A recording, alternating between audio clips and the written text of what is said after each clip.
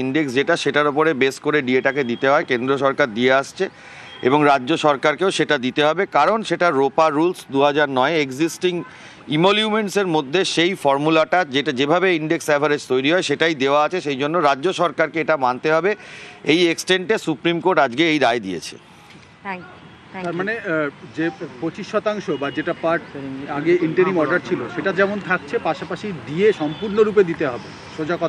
সোজা কথায় বললে সেটা দিতে হবে এবং 6 মার্চের মধ্যে ইন্টারিম অর্ডারটা কার্যকর করতে হবে। এটা সুপ্রিম কোর্ট স্পষ্টভাবে বলে দিয়ে 25% দিয়ে।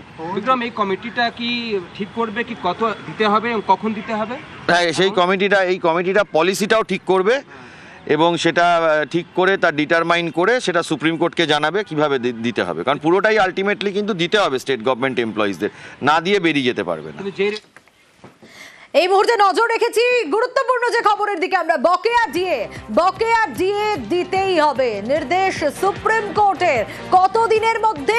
একেবারে সময়সীমা 31শে মার্চের মধ্যে 25% ডিএ দিতেই হবে। আরো ডিটেল আপডেট নিয়ে বিষয় অর্ণব রয়েছে আমার সঙ্গে। অর্ণব, দেখো, 22শে সেপ্টেম্বর 2022 কলকাতা হাইকোর্টের বিচারপতি হরিশ ট্যান্ডন এবং বিচারপতি রবীন্দ্রনাথ সামন্ত যে রায় দিয়েছিলেন কার্যত সেই রায়টাই বহাল রাখলো আজ দেশের শীর্ষ আদালত। তবে এক্ষেত্রে রাজ্য একেবারে খালি হাতে বেরেনি সুপ্রিম কোর্ট থেকে, কারণ রাজ্যেরও দুটি আবেদন সেটাকে মান্যতা দিয়েছে দেশের শীর্ষ আদালত।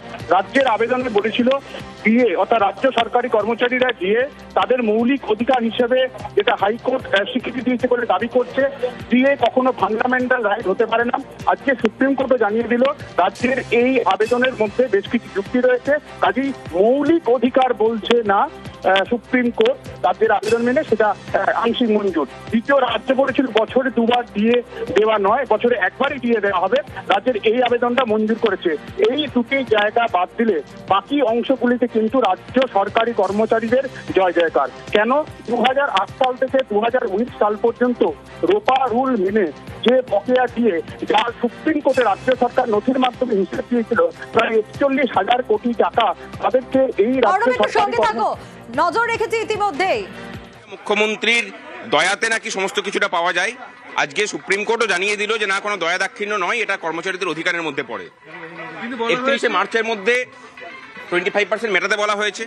একটা কমিটি কনস্টিটিউট করেছে, তারা রাজ্যের কোনো মৌলিক অধিকার নয়, কমিটি গঠন করা হবে এবং কমিটির সিদ্ধান্ত নেবে কত পার্সেন্ট দেওয়া হবে এই বিষয়টা। একটা কথা বলে দিই, ডিএটা মৌলিক অধিকার আমরা কোনোদিন দাবি করিনি। আমরা বলেছি যে আইন স্বীকৃত অধিকার এবং আইন স্বীকৃত হয়েছে খাওয়া এবং আইন স্বীকৃত অধিকার সেটা কিন্তু আগেও হয়েছে বলেছে। সুতরাং এই মৌলিক অধিকারের চর্চাতে আমরা কোনোদিন থাকিনি এবং সেটাকে কিন্তু আমরা প্রথমেই বলেছিলাম যখন সুপ্রিম কোর্টে এই মূল মামলা শুনানি হয়, তখন বেঞ্চ একদিন সমস্ত পক্ষকে নিয়ে পড়ে বলেছিল যে মৌলিক অধিকারের কিনা সেটা নিয়ে শুনানি হলে পরে সেই শুনানিতে আপনারা রাজি আছেন কিনা। আমরা বলেছিলাম যে না, মৌলিক অধিকারের নিয়ে কোনো চর্চাতে আমরা যাচ্ছি না, কারণ সেটা তাহলে আবার হায়ার বেঞ্চে চলে যাওয়ার সুযোগ আছে। আমরা সেটাতে চাইনি। রূপা 2009 নিয়ে এই মামলা ছিল, সেখানে স্পষ্ট করে প্রভিশনে লেখা আছে যে দিতে হবে আইসিপিআই মেনে এবং সেই অনুযায়ী এটা স্বীকৃতি লাভ করেছে। আমরা বলছি যে আইন স্বীকৃত অধিকার, যেটা হাইকোর্টের ডিভিশন বেঞ্চ বলেছিল বা সুপ্রিম কোর্টও আজকে যেটা বলেছে যে লিগালি এনফোর্সেবল রাইট, এটা নিয়ে কোনো সন্দেহের অবকাশ আর রইল না। আবারও অর্ণবের কাছেই যাব। প্রথম কিস্তি, দ্বিতীয় কিস্তি এবং সব মিলিয়ে 31 মার্চের মধ্যে দিতে হবে 25% দিয়ে, তাই তো অর্ণব? এবং এই যে অবসরপ্রাপ্ত বিচারপতির নেতৃত্বে কমিটি গঠন হবে, সেই কমিটি কি ঠিক করবে যে কোন হারে কত পার্সেন্টেজে দিয়ে দেওয়া হবে?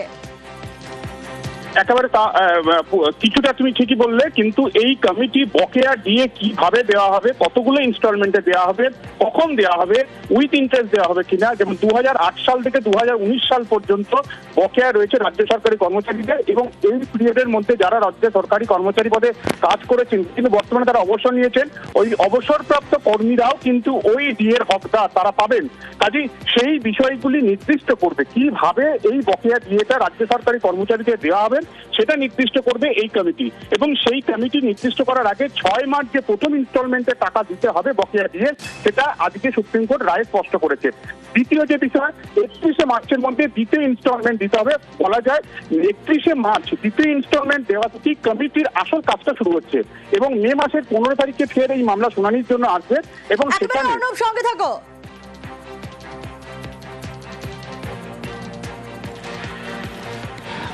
Living in an economy that where there is inflation.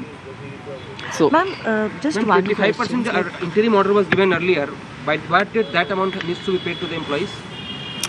there will be no double payment. That 25% was not paid. Yeah, not. And so, therefore, this will, the entire thing will come together. And first installment needs to be paid by which date, ma'am? The details we will see when the entire judgment comes. But but ma'am- employees have got what they wanted from you. Yes. So today it is a big win for the employees. Yes. Is there any timeline by when the state government have to pay the entire thing, or the DA to be? The court has set a timeline. There is a lot of detail. The court has set a timeline. There is a lot of detail in the judgment. We will look at the details in the judgment and we will tell you what has happened. Thank you so much. Ma'am, एक बांग्ला একটু দেখি একটু বাংলায় বলুন। ঠিক আছে আজকে রায় হয়েছে কর্মচারীদের জন্য, পশ্চিমবঙ্গ কর্মচারীরা এতদিন ধরে ওয়েট করছিলেন বছরের পর বছর। আজকে রায়ের পর কি বলবেন? আজকে খুব বড় জিনিস হয়েছে। আমাদের সুপ্রিম কোর্ট বলেছেন যে কর্মচারীদের আজকে ভিক্টরি হয়েছে, আর কর্মচারীরা অনেক বছর ধরে এই লড়ছেন, আর অনেক কারেজ দিয়ে লড়ছেন, অনেক স্ট্রেংথ দিয়ে লড়েছেন, আর আজকে ওদের ভিক্টরি হয়ে গেছে। কেন কি সুপ্রিম কোর্ট বলেছেন যে শুধু রেয়ার্স দেওয়া উচিত নয়, ইনফ্যাক্ট ওরা কমপ্লায়েন্সের জন্যে লিস্ট করেছেন টু মেক শিওর যে স্টেট অফ ওয়েস্ট বেঙ্গল যে ডিএ দেওয়া উচিত দেবেন। বকেয়া ডিএ সেটা দিতেই হবে। দেশের শীর্ষ আদালতের তরফ থেকে এই নির্দেশ, এবং এখনো পর্যন্ত সময়সীমা 31শে মার্চ। তার মধ্যেই কিন্তু 25% ডিএ ক্লিয়ার করতে হবে, এবং প্রথম কিস্তি কতদিনের মধ্যে? 6 মার্চের মধ্যে দেওয়ার কথা। দ্বিতীয় কিস্তি 31 মার্চ, এবং এই 31 মার্চের মধ্যে 25% ডিএ ক্লিয়ার করতে হবে।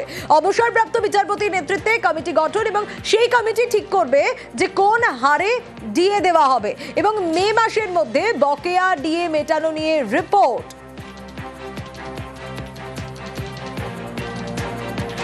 সুপ্রিম কোর্ট যে হাইকোর্টের রায় দিয়েছিল সেটা কি বহাল রাখলো? ডিএ দিতে হবে, ডিএ লিগ্যাল রাইট, বকেয়া ডিএ দিতে হবে, এবং সুপ্রিম কোর্ট একটি কমিটি গঠন করে দিয়েছে যে কমিটি ডিসাইড করবে কত দিনের মধ্যে কিভাবে দিতে হবে শিডিউল পেমেন্ট। ফার্স্ট ইনস্টলমেন্টটা 6ই মার্চ, তারপরে 31 মার্চের মধ্যে আরেকটা পেমেন্ট করতে হবে, এবং সুপ্রিম কোর্ট মামলা পেন্ডিং রেখেছে মে মাসের 15 মে, যেদিন সুপ্রিম কোর্টে রাজ্য সরকারকে জমা দিতে হবে তারা এই অর্ডার মেনে কি কি কাজ করেছে এবং তারা সবাইকে যে ডিএ দিয়েছে, এবং যারা রিটায়ার করেছে তারাও এই ডিএ পাবে, এবং ডিএর বকেয়া হবে 8 থেকে 19, 2008 সাল থেকে। রাজ্যে যে দুটো জায়গায় বলেছিল যে বছরে দুবার ডিএ দেওয়া সম্ভব না, সেখানে কোর্ট অ্যালাউ করেছে যে বছরে দুবার না, একবার